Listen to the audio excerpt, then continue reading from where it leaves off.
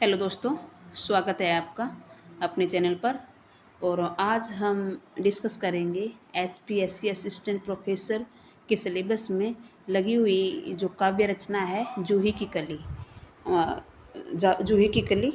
तो स्टार्ट करते हैं इसके बारे में। जूही की कली की विषय वस्तु देख लेते हैं पहले।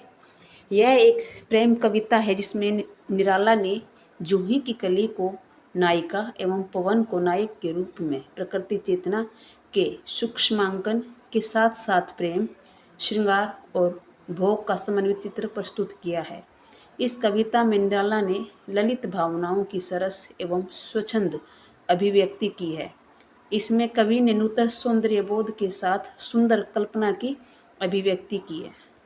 इस कविता की क्या विशेषता है, एक बार हम वो भी देख लेते हैं। विशेष इसके अंदर यह मुक्त छंद की पहली कविता है।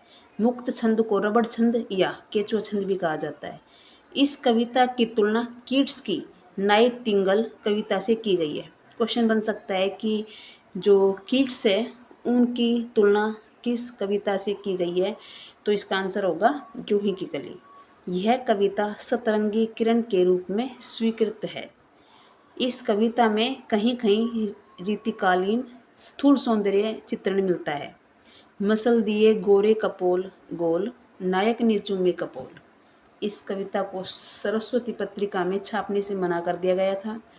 भी पता है कि ये जो कविता थी, कहते हैं कि ये कविता 1916 में इन्होंने सूर्यकांत त्रिपाठी निराला ने सरस्वती पत्रिका में छपने के लिए भेजी थी। लेकिन जो महावीर प्रसाद द्विवेदी थे, जो सरस्वती पत्रिका का संपादन कर रहे थे, उन्होंने इस कविता पर श्रृंगारिकता का आरोप लगाकर छापने से मना कर दिया था। इस कविता में मानवीकरण अलंकार है। मानवीकरण किया गया है। जूही की कली को नायिका बताया गया है और पवन को नायक।